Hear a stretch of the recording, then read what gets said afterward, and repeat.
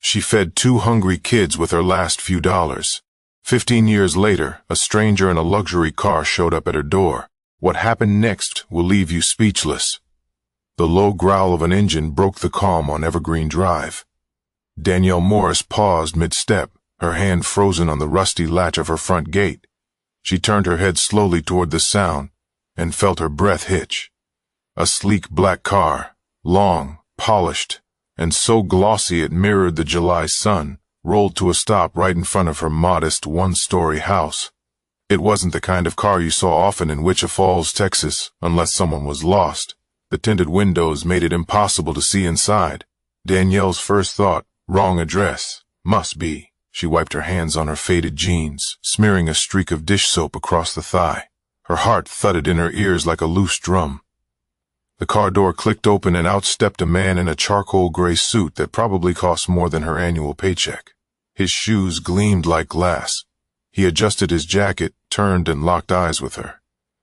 For a split second, she thought maybe he was a lawyer, someone here with bad news, or worse, a debt collector. Danielle's stomach clenched. She didn't owe much, but the stack of bills on her kitchen table told a different story about how tight things had been lately. Mrs. Morris. His voice was calm, almost gentle, but deep enough to carry across the yard. Danielle blinked, gripping the gate like it could anchor her to something familiar. Yeah, that's me. Do I know you? The man smiled, not the smug grin she expected, but something warm, nostalgic, even. He took a slow step toward her, and for a moment Danielle felt like the earth tilted under her feet. There was something about his eyes, dark, steady, searching, something that made a whisper stir in the back of her mind. I've seen those eyes before. You probably don't remember me, he said, his voice dropping to something softer, almost reverent, but I've been waiting a long time to see you again. Danielle's mouth went dry. Again. She scanned his face, trying to place him, but nothing came. Not the sharp jawline, not the expensive watch on his wrist, not the calm confidence that radiated off him like heat from asphalt. Sir, I think you might be. No, he cut in, lifting a hand. Not rudely, just enough to stop her words. You're the reason I'm standing here today, the reason I have a life worth living. Danielle's brow furrowed, confusion twisting her gut tighter. She'd lived a quiet life. No big risks, no big wins. She worked, she paid bills, she kept her head down. So what was this man talking about? Before she could respond, he smiled again, slower this time, like he was savoring something important. 15 years ago, he said, you fed 2 hungry kids in a diner when nobody else would. Danielle's breath caught in her throat, a flicker of memory, a sticky vinyl booth, a couple of tiny faces, wide-eyed and tired, surfaced in her mind, like an old photograph rising from water. Her heart stuttered. He saw the realization bloom in her eyes, and his smile widened, not flashy, but full of gratitude that felt almost overwhelming. I was one of them, he said simply. Danielle's knees nearly buckled. She gripped the gate harder, trying to steady the rush of emotions hitting her all at once. Shock, disbelief, a strange sense of familiarity wrapping around her like a warm coat she hadn't worn in years. She swallowed hard. You were that little boy. His nod was slow, deliberate, and then just as she opened her mouth to speak again, he gestured toward the car parked at the curb. I didn't come here just to thank you, he said. I came here because I owe you more than you can imagine. Danielle's pulse spiked. She glanced at the car, then back at the man.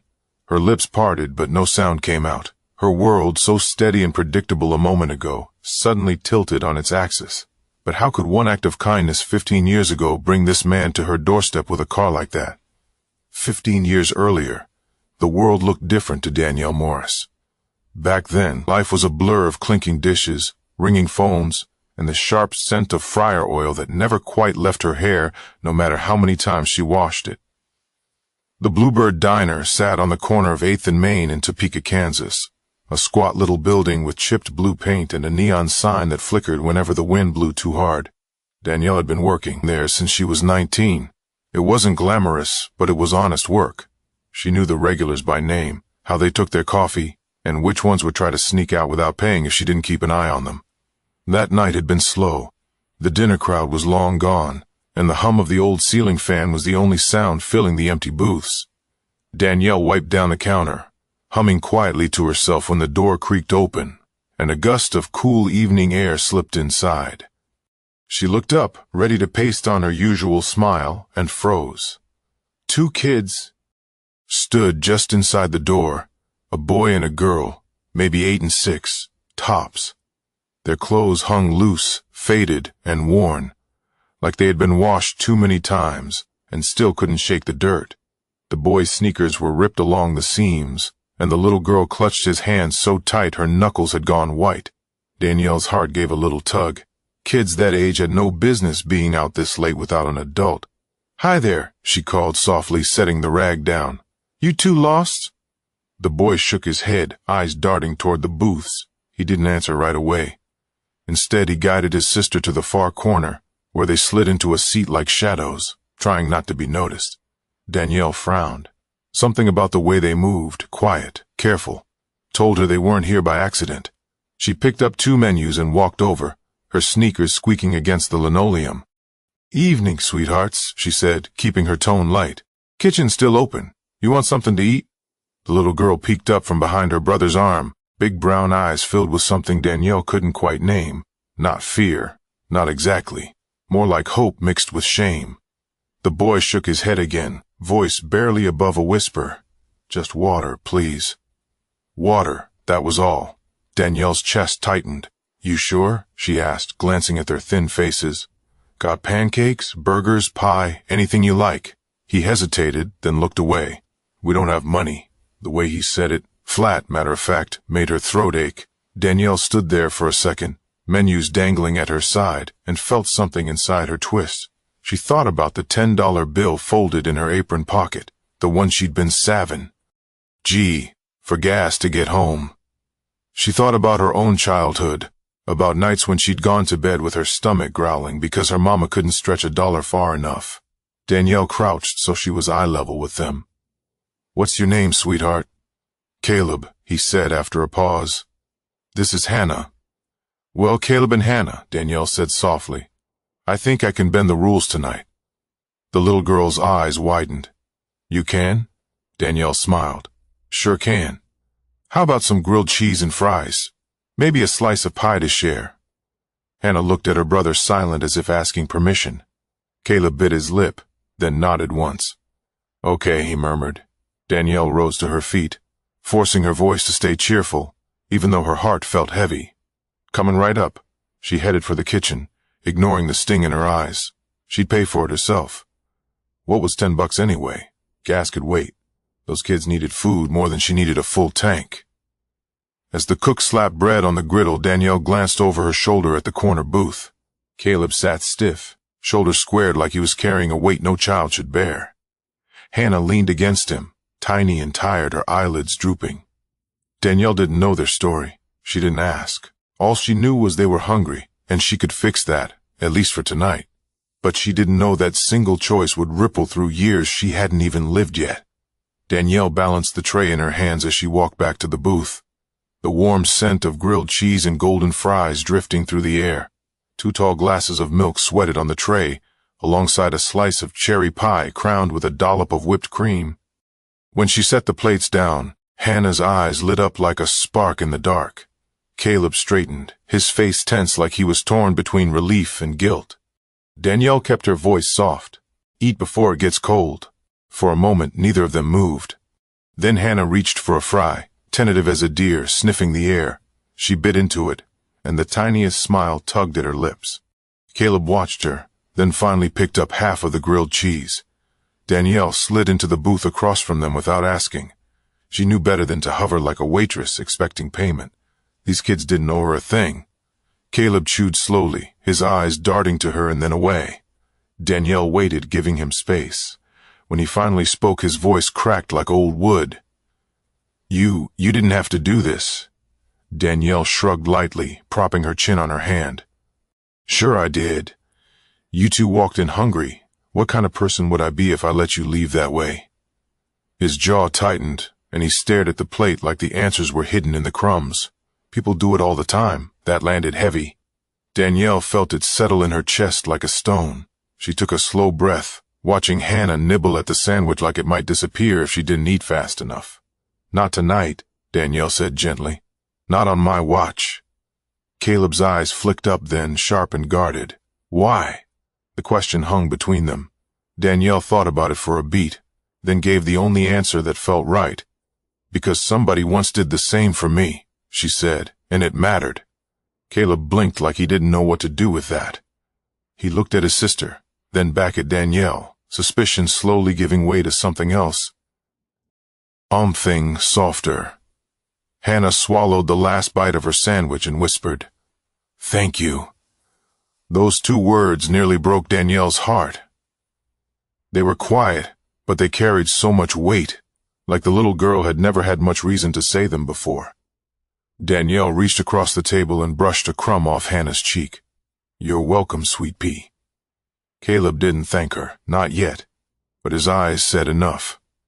As they ate, Danielle asked the small questions, nothing that would scare them off. "You two live close by?" Caleb shook his head. "Just around. You got someone waiting for you?" "No." The word was clipped, final. Danielle swallowed hard, biting back more questions. She didn't want to push. Still, the thought of these kids out there alone made her stomach twist. "You sure you're okay out there?" She tried again. Caleb's jaw set like stone. "We're fine." Danielle let it go for now. Instead, she slid the plate with the pie toward them. "Share," she said with a smile. Hannah's eyes went wide, the bright red filling. "Cherry, best in town," Danielle said. The little girl's smile was pure sunlight in that dim corner. For the first time since they walked in, Caleb smiled too, a small, careful curve of his lips like he'd forgotten how. When the last crumbs were gone, Caleb reached for Hannah's hand and stood. "We should go." Danielle rose too, pulling 2 bills from her apron and slipping them under the plate before he could argue. "No charge," she said quickly, waving off the protest already forming on his lips. His shoulders sagged. "We'll pay you back someday." Danielle chuckled softly. "Sweetheart, this isn't a loan." But he just nodded once, solemn as a judge, like he was making a promise he meant to keep. Then he took Hannah's hand and led her toward the door. She glanced back and waved with her tiny fingers before the glass door swung shut behind them. Danielle stood there for a long time after staring at the spot where they'd been. She didn't know their last name, didn't know where they were headed. All she knew was that 2 hungry kids had left with full bellies, and for tonight that had to be enough. She had no way of knowing it wouldn't just be enough, it would change everything. But life didn't hand out happy endings overnight, and Danielle's own story was far from finished. The sound of the diner door swinging shut that night faded, but the memory of those 2 kids stuck like a thumbprint on Danielle's heart. For a while, she found herself glancing toward that corner booth during her shifts, half hoping, half dreading she'd see them again. She never did. Days bled into weeks, weeks into years. Danielle turned 30, then 35, then 40. Life didn't get easier, but it didn't get worse either. It just kept going. She stayed in Topeka for a while, working that same diner, until the day it closed down for good. The owner had tears in his eyes when he told the staff. Chain restaurants had eaten up all the little places like theirs. Danielle packed her apron into a cardboard box and drove home with a lump in her throat the size of a fist. Bills kept showing up, same as always. Rent, utilities, the old sedan that coughed and rattled every time she turned the key. Danielle picked up shifts wherever she could.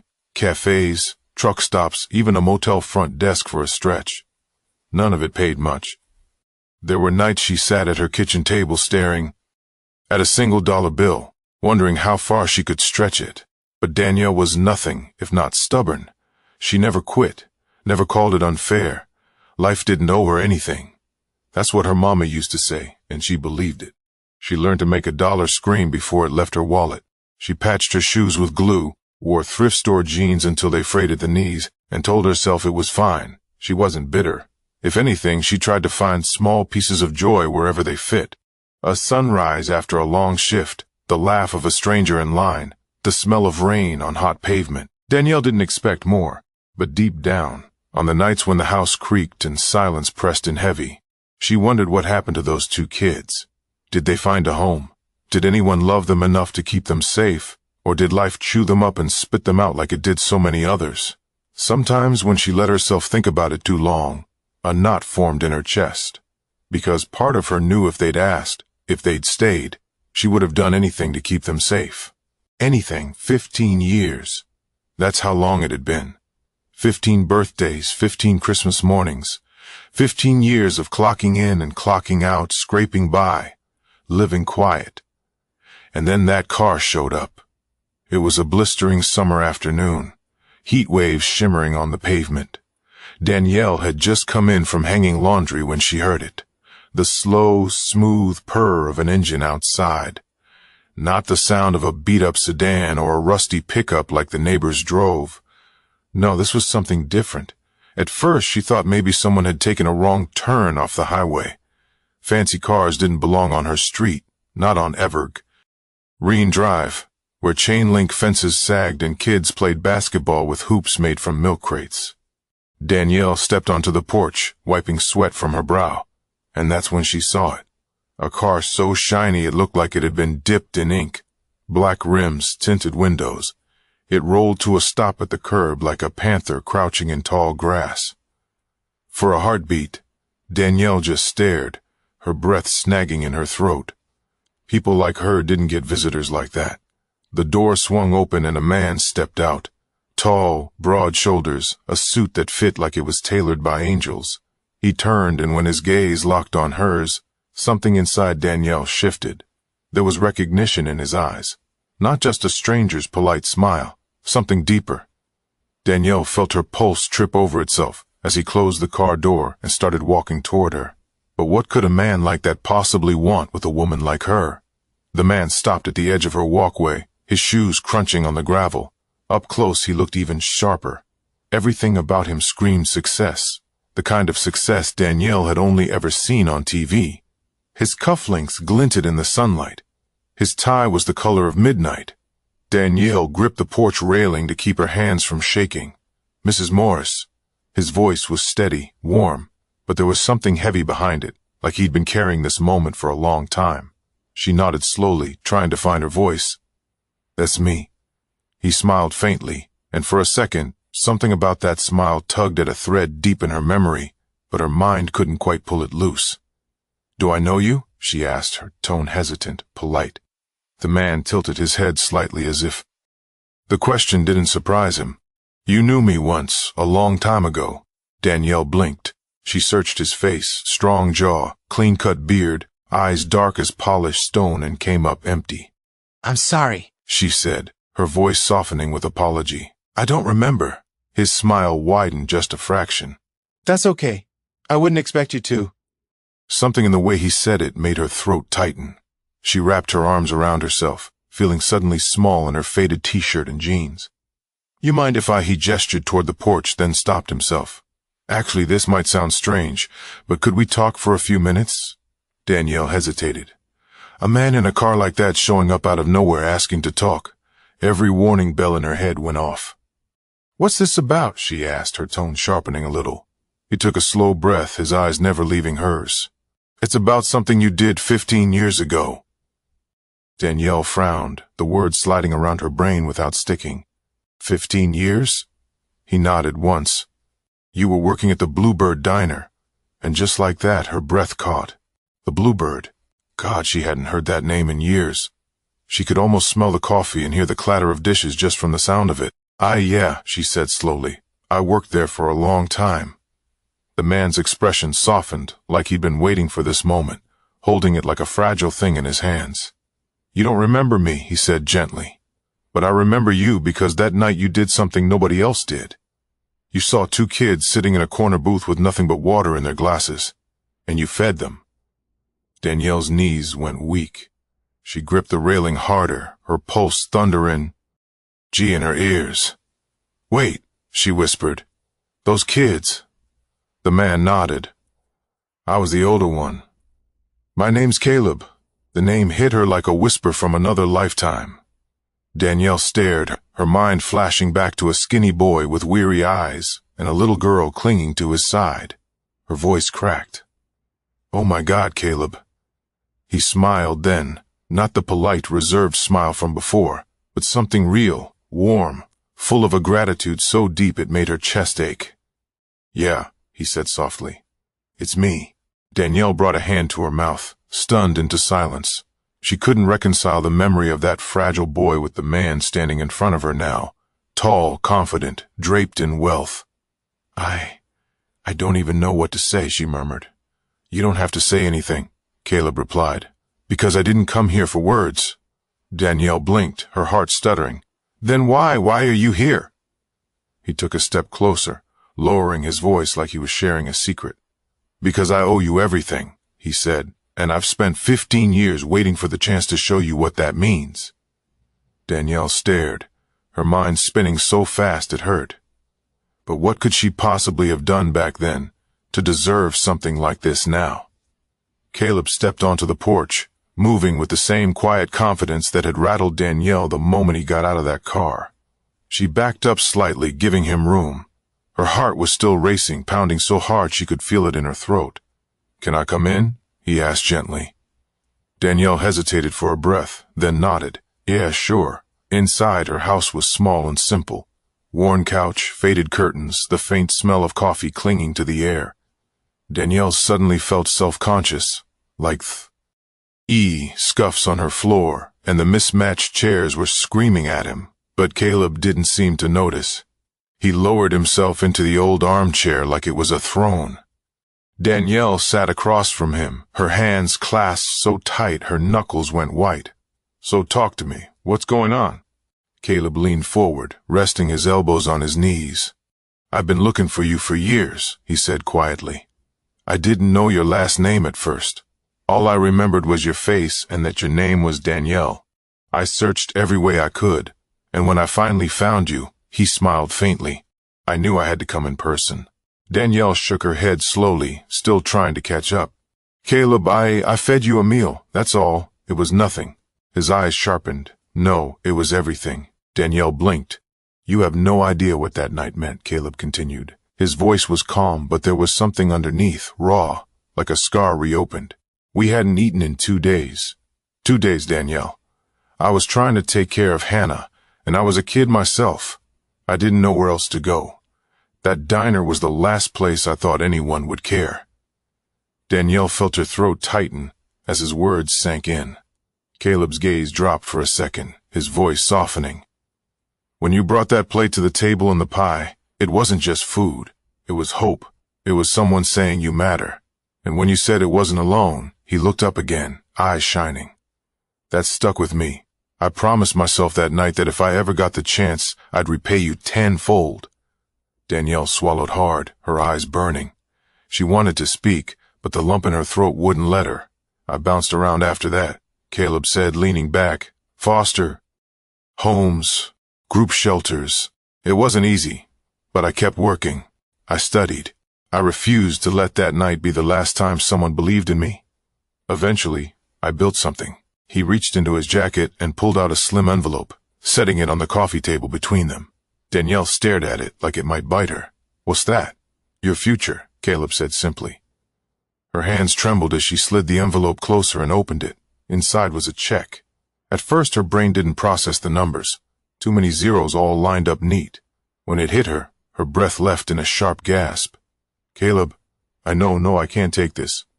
"You can," he said firmly, "and you will, because this isn't charity. It's a promise I made 15 years ago, a promise to give back to the person who gave when she didn't have to." Danielle pressed a hand to her chest, shaking her head. This is too much, Caleb. I fed you a sandwich and some pie, and that sandwich kept 2 kids alive another day."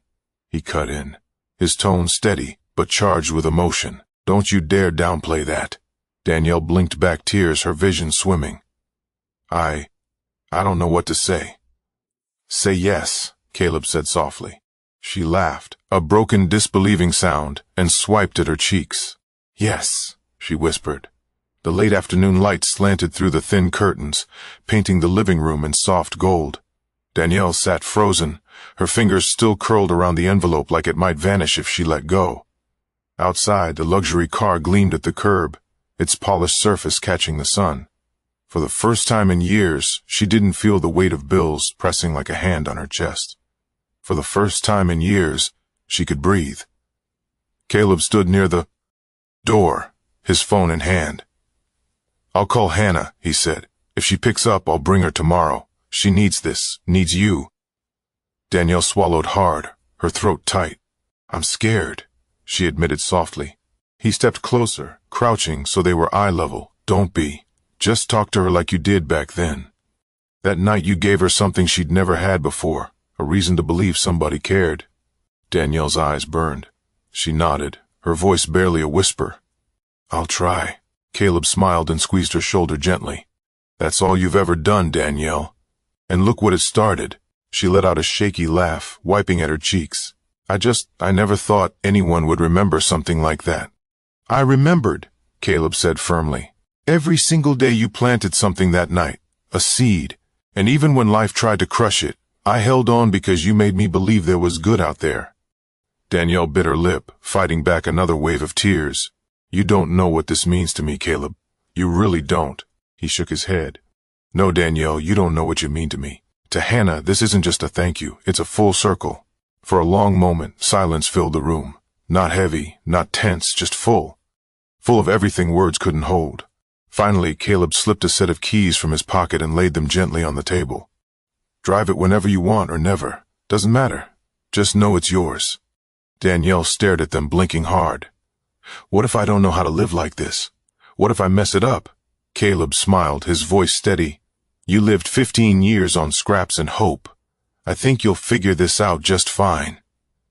A soft laugh escaped her, and for the first time in what felt like forever, it wasn't bitter or tired. It was real. As Caleb headed for the door, he turned back one last time. "Tomorrow." Danielle nodded slowly. "Tomorrow." The door clicked shut behind him, leaving Danielle in the quiet of her little house. A house that suddenly felt too small for the size of the future stretching out ahead of her. She looked down at the check in her lap, then at the keys glinting in the golden light, and she whispered to the empty room, her voice breaking, "Thank you, God. Thank you." Outside, the car's engine purred softly as Caleb drove away, the sound fading into the distance, like the closing of one chapter and the start of another. Sometimes the smallest acts, ones we barely notice, carry the biggest weight. A sandwich, a slice of pie, a kind word. You never know who's watching, who's holding on to that moment like a lifeline. And maybe years later, that kindness comes back to you in ways you could never imagine. If you're watching this, let this story remind you. Kindness costs nothing, but it changes everything. If this story moved you, share it with someone who needs hope today. And don't forget to subscribe for more powerful stories like this one. Your one click might inspire another act of kindness that changes a